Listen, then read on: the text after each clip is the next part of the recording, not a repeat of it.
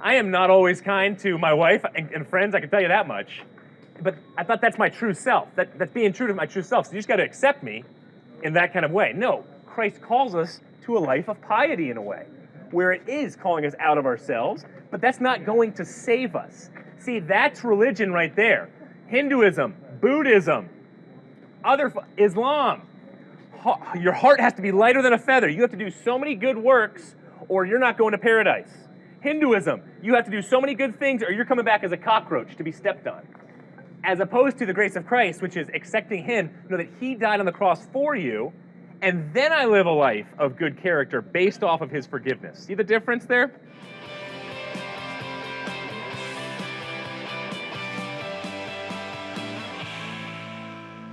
I never make prescriptions when speaking to people. I only like to ask questions because I like to learn. What's wrong with prescription? What's wrong with telling me where you come from exactly? Because you started to. I don't think there is anything wrong with that. I just prefer not to do it because I like to understand other people's thought. Like that's the. But I need to understand your thought. What if I take the same type of worldview or type of thought? Then well, I haven't talk to each other. I haven't prescribed a worldview, because I'm just questioning yours. Because okay. If yours is perfect, then I'd have to accept it, right? Well, no worldview is perfect. I would say. I doubt my faith on a regular basis. I would agree, and the Bible leaves room for doubt.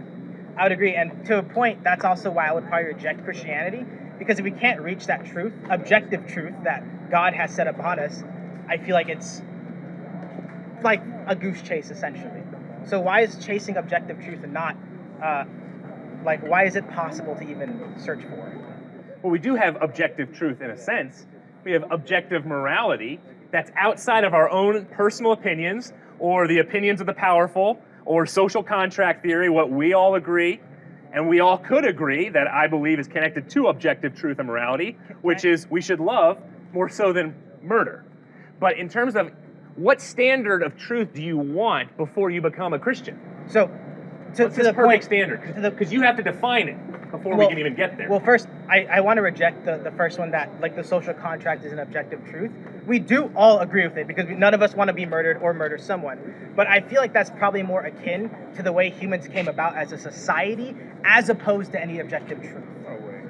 So herd group mentality, which is I live for my group early on in our earliest species. Sounds great, but all of a sudden, if you leave our group and go live an altruistic kind of way for another group, that's tremendously selfish because you're leaving our group. So how, from an evolutionary perspective, does morality really make sense? Well, it seemed to work for the most part. When societies began to form, especially in ancient Mesopotamia, we generally understood by a certain point that we probably shouldn't do that. That the more people we have in a given group, the more times we can have specialists to then level up our group until more people come. And it's this cascading effect that we are in nowadays, where we're here at a university that's relatively public funded, where we can have this conversation. So I would say that it's not like, that's like the most extreme example, but because it hasn't evolved yet to the point where we have a social contract. Social contract was merely just an agreement amongst 5 to 40 people. Okay. So I would say objective truth. So you think we're going to get to some level of consensus of morality worldwide? Sounds objective. No. But you think just social contract, we're going to get there in thousands of years, and then we're going to live? I don't believe an objective truth would exist, even if we came to a consensus. Because if we found, I don't know. all of your moral perspectives on what is right and wrong, they're just feelings and emotions, perhaps from what you ate last night. Oh, that's all that is? So why does it bug you so much when there is something like what's going on in Afghanistan right now? It shouldn't bug you that much. It's just your feeling and emotions. You're absolutely correct. I could choose to ignore it. And in fact, many Americans do choose to ignore international things, and they live their life just fine. But I would attempt, That's totally different, though, from finding if they're actually in it and defining whether that's right or wrong. True, because they're rather than I didn't catch the news this morning. Yeah, but it's true because they're not in it, right? So it doesn't directly affect them, maybe except for gas prices going up and any given shortage from a good from that place. But going back to like societal objective truth just being herd mentality, yeah, and to it being just feelings, yeah, I would probably agree. Like, how did you come, other than divine revelation, how did you come to Christianity? Because you generally felt it was true. We have the evidence, yeah. Well, exactly. And other people would find other evidence, such as any Islamic person, Jewish person. Being a Hindu. truth seeker. Yeah. That's why I don't think that you just stand out here with no propositions or no place of point of view. And Jonathan Haidt was not saying that, by the way. Well, I'm talking about strictly But keep going on the line of thought. We can go back and... Well, strictly just stepping out of the political matrix. Yeah. That's the only part that I spoke of. Yep.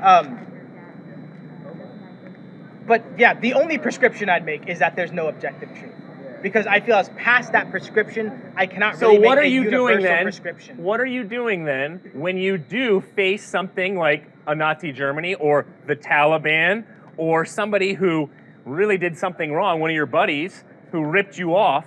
You just stand there and you say, well, we kind of just evolved this way, you know, he's perhaps based off of social contract theory or wherever you're coming from with moral subjectivity. You know, he just did that and he kind of got away with it. I shouldn't say whether there's any moral duties or obligations there to something higher. They just did that. The Taliban gets away with it. I shouldn't be that bugged by it. I should allow them to do that. So there's a strict distinction here, and this is kind of like, might be a misconception based on atheist and agnostics. I don't think like we should be strictly rational. I think that that's probably not the correct way. Like we can't make a form of relationship just through math. I can't ask you 2 + 2, you tell me the right answer, be like, awesome, dude, we're great friends. We're gonna have a great time. We can't do that. So to some degree, we do have to rely on emotions. Those emotions are formed by our societal standing. So here in America, we'd probably be like, well, guys, Nazism probably isn't great because it goes against somebody's individual freedom. And you know what? There were people in Nazi Germany who also agreed with that. That's why people like Anne Frank were able to escape away, because they were sympathizers. And generally, for the most part, a lot of people were. And I mean, there's historians that argue that Nazi Germany would have fallen apart post-war regardless. So I feel as if the social subjectivity probably would still stand in that case because it didn't have majority standing. So if you were a communist in Russia, one of the soldiers who stated, word for word, I thank the God who I'm praying to right now that he does not exist so I can live out with all the evil in my heart I want to, murder these people who we now have imprisoned. I think that's living an understanding of what moral objectivity is, because now he's saying there's no moral objective, wrong, realm of moral duties and obligations, so there's no oughts or shoulds, there's simply us, and I can go ahead and do this, whatever I want, however evil, to this person. Well, that's probably a misrepresentation of any given person in the Soviet Union at the time. 80% of people were peasants, and most people didn't agree with the Red Army. You're missing the point. Totally missing the point. No, because it would disprove that statement by the larger societal standard. Most of them didn't agree with that. That's why the gulags happened. That's why people disagreed with Stalin, who just, disappeared. We all know it happened. We all know that generally probably the worst thing that could happen. So how would you disagree with that man who said that? Who was about to do all those atrocities to the prisoner? Well, because they didn't agree with it. He had power at the time from the minority with those who had the factories. He was so whoever's in power can set the standard. No, and you should not disagree with them. Incorrect. Because 80% of the people probably didn't agree with him. 80% of the peasants, most of Soviet Russia, only real socialist SRs, Bolsheviks, Mensheviks were inside cities, the factory workers. Mm-hmm. So most of the people didn't agree. And well, we see what happened. The Soviet Union fell apart. It probably took a lot longer than all of us, well, unless there's socialists or communists in the crowd, would have wanted. Okay. So I would say he was still incorrect within the societal standards. In fact, most communists back then weren't Bolsheviks. They were Mensheviks who disagreed with the Bolsheviks. You're totally missing my point. It's not about communists in that sense. It's about the point that this guy was making when it came to moral objectivity. If there is no God, there are no oughts and shoulds. There is no ultimate consequence because there is no eternity. There is no judgment day for what I do wrong. And so for the people who I personally counsel who've been emotionally and physically abused, the people who abuse them will be able to get off scot-free, and it really won't matter.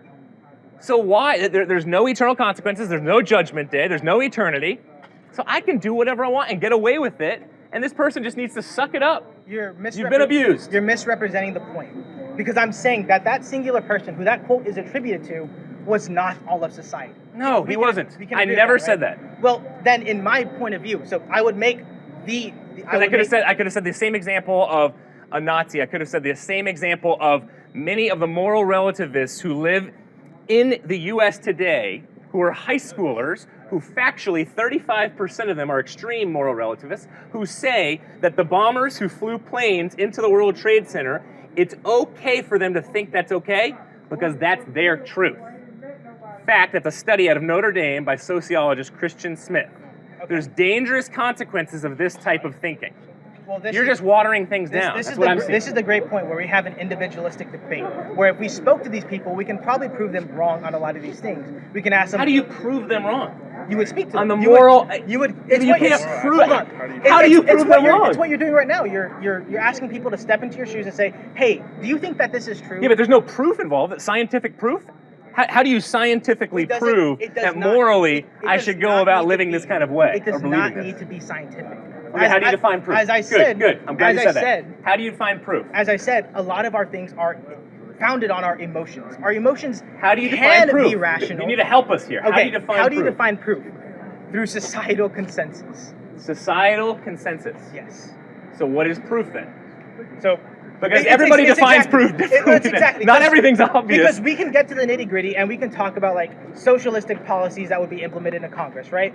A lot of us would disagree at that point. But generally, we have consensus among all of us. I'm sure if I polled everyone here, we would all probably disagree that murder is good, right? Can all of us agree that like murder is probably bad?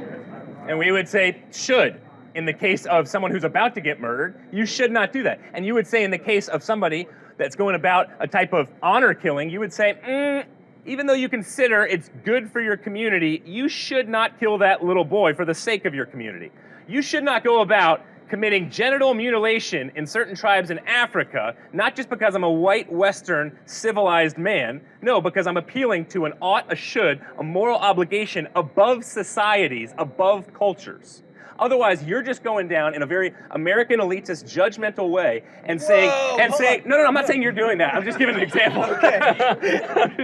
It's an example. Okay. You or me. When you said you, I wanted. Yeah. No, but hear this out. Hear this example out, where you're going down and you're saying, hey, you guys should not do that in any kind of way because you're appealing not, I believe at least, to a type of elitist, Western type of law. No, you're appealing to something further, which is some type of moral transcendent. You can call it principle. I believe it's a God. And you wonder why Judeo-Christian law, you wonder why our law system was formed out of Judeo-Christian ethics? That's why, because it makes sense from the moral obligation way, where it's not going down and saying your culture is more primitive than ours. We're saying we would not say that. So okay. in this framework, we would rather speak to them, right? It's an individualistic thing. Yeah. And I've spoken. In fact, one of my good friends is a Hindu from India. He's from the Gujarati province. Right. I love to speak to him because he's able to bring ideas to the table that I just can't understand for the most part until he explains it to me from a Western point of view. Absolutely, multiculturalism is great. We should not inform any societal things by purely strict Western thinking. I think that would be ignorant. I think that would be short-sighted, and I ultimately think that would probably be catastrophic to a degree. So let the honor killings go. Let what the Taliban's doing go, because it's right for them, and you don't want to put your Western values and say you're wrong. Absolutely incorrect. So I'm not saying. Well, then you are being. Well, I'm not saying that we shouldn't challenge them. Absolutely, we should challenge them. Why should? Because we should challenge every thought. No. Why should you challenge them based off of your cultural ethics? Because we should challenge everything. We should. They should challenge you? Yeah, okay, absolutely. Good. I would love to. So what makes your position right? I feel as if I can probably bring them to understand that generally, most people, and they probably wouldn't agree, probably shouldn't do that. Do you believe that every single person on the face of the planet is worthy of provision and protection? Every single person.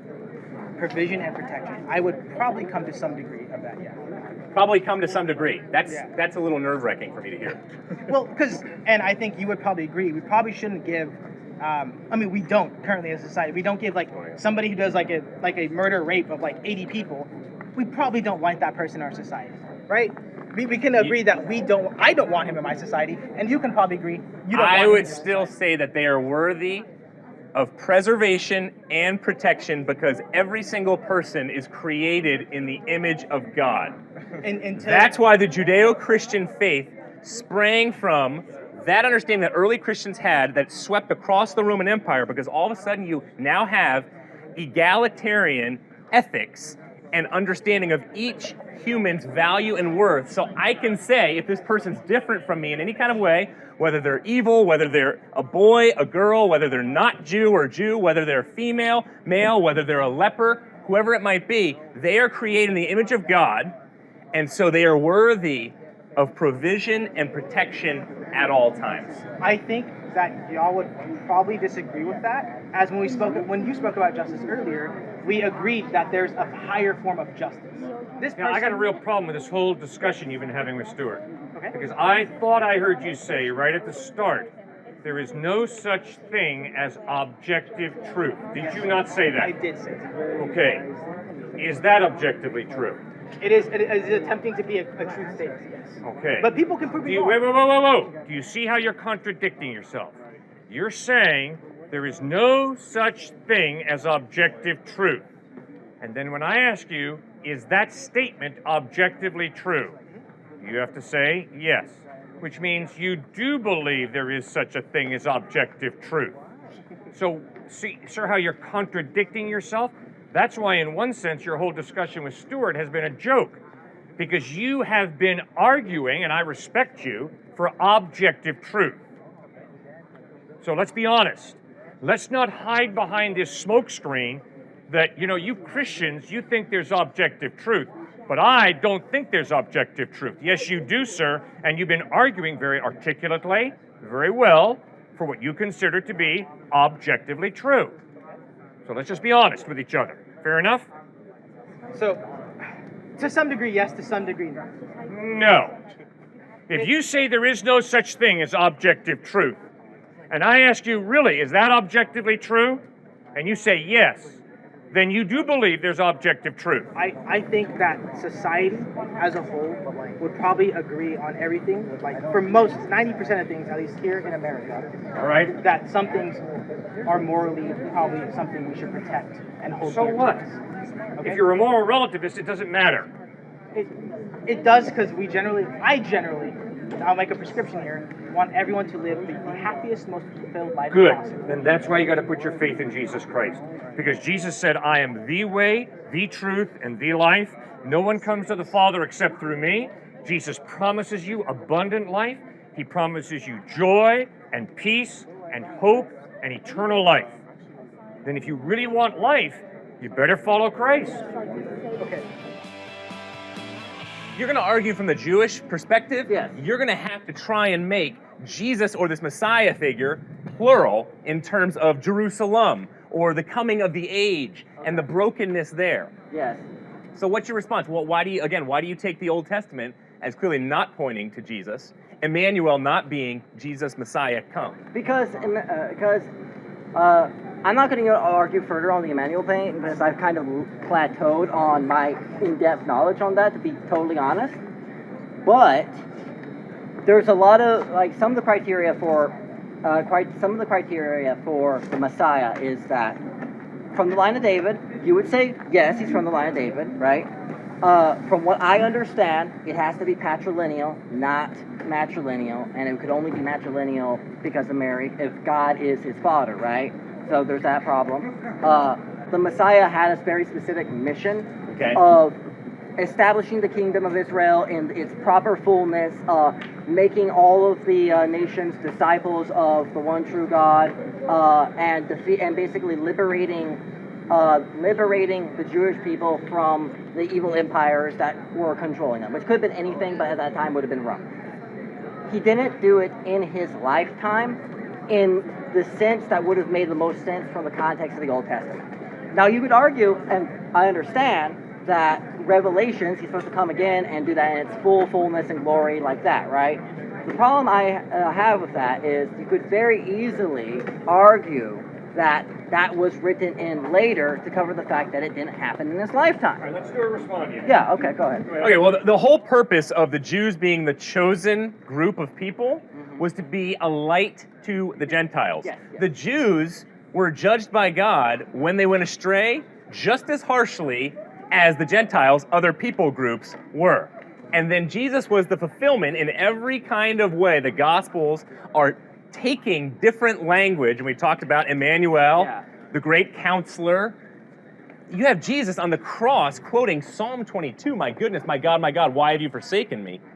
The Old Testament is just replete with every single different form of language pointing to this Messiah, this Christ figure. We went over here with absolutely, you're exactly right. It's supposed to be a general resurrection, the Jews believed, at the end of time. Yes. Now what happened? Jesus died on this cross, was raised from the dead.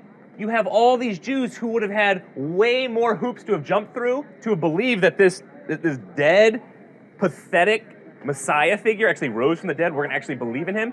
You had hundreds of thousands who ended up taking over the Roman Empire because they believed in this. You would have to call it a hoax, but then you'd have to back that up with, why is it a hoax? What's the historical evidence that it actually is a hoax? I'll be clear. There's things I think that are true about Christianity. There's things I like, as much respect. But it's as not I about have- liking yeah. it. Don't just like it. Yeah. Come to Christianity because it's true, or don't come to Absolutely, it. absolutely. Don't just come to it because No. you like it. No.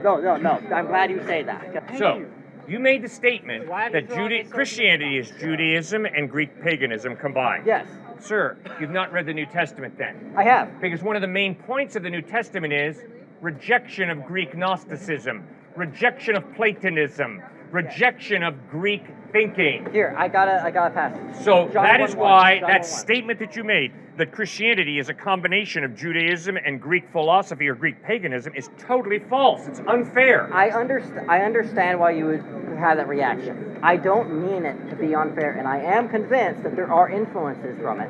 Now, that doesn't mean it agrees with it wholesale. There are things that it definitely rejects. I understand that. Sir, it 100%. rejects Platonism. It also- rejects Gnosticism. No, but it supports Stoicism. No, it does not support Stoicism.